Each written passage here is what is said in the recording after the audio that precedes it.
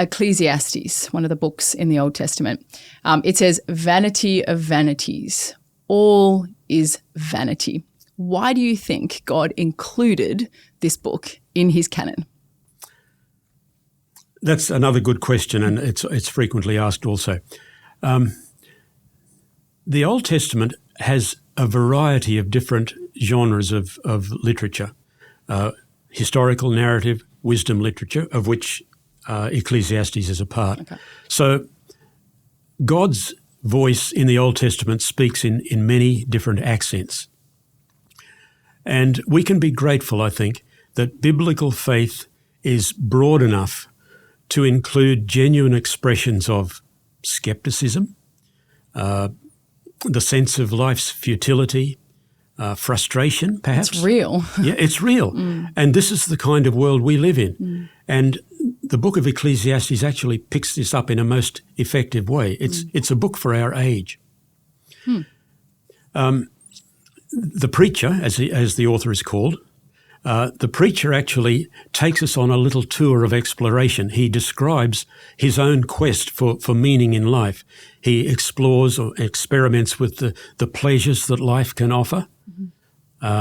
He experiences them to the full. He also engages in various projects that this world can offer. And yet after testing all of these things, his conclusion is that it's all a striving after wind. It's just one of those chasing after those elusive will-o'-the-wisp, things.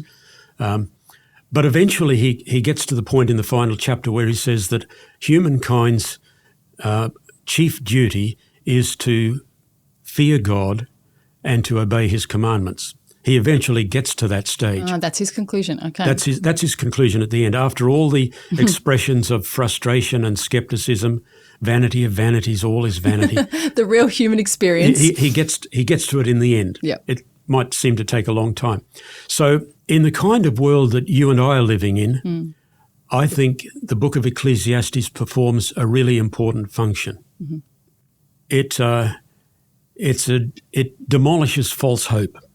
We think that these things will offer satisfaction, but the book of Ecclesiastes assures us that they're all just striving after wind. In demolishing its false hopes, it brings home to us the futility and emptiness of trying to live this life where this world is the limit of our horizon. Okay. And we often hear stories, testimonies of people that have chased all these things and have, in the world's eyes, achieved great success in our worldly understanding, but then have said, I got to the end of that all and I still didn't feel satisfied. It's almost as if they've ascended the ladder only to find at the end that it was leaning against the wrong wall. So the book of Ecclesiastes actually points us to the eternal God, the only one who can truly satisfy the eternity that he has placed in the human heart. So when we say he's placed eternity in our hearts, what do we mean by that? I think it was the French philosopher, I can't think of his name right now, but he said that there's a God-shaped vacuum within each of us. I've heard that before. And only God himself can fill it.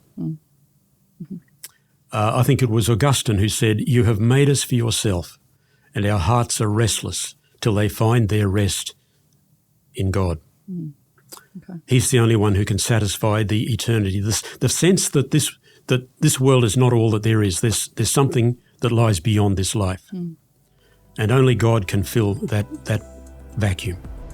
The first 11 chapters of Genesis in particular are so foundational to understanding the Bible's big message from beginning to end. There's a great resource available, fantastic resource called the Genesis Academy, a 12-part series which covers the first 11 chapters of Genesis in particular and how it relates to the rest of the Bible. Genesis Academy is about a half-hour illustrated talk on each of the 11 chapters, and a free discussion guide to go with it. It's great for use in home groups and youth groups, cell groups, all those sorts of situations, or just for private study. There's a link in the description below where you can access this.